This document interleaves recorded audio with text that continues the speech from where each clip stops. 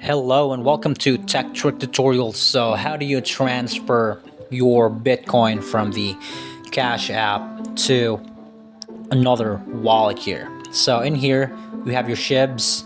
Again, it's connected to Shiba Inu, and in here on the wallet section there's Binance here. Click on that. Once you could absolutely do this with cash as well on PayPal, but in this case, since we're talking about Bitcoin, here's Binance, and you can verify your profile here. You can just transfer it, basically. So Bitcoin to Bitcoin process. So that's how simple and easy to just click on one of those. If you want tangible cash, you can go to PayPal. If you want to be transferred to another type of cryptocurrency, in this instance it's Binance Crypto, and here it is. So yeah, thank you so much for watching Tech Trick Tutorials, and you guys have a nice day.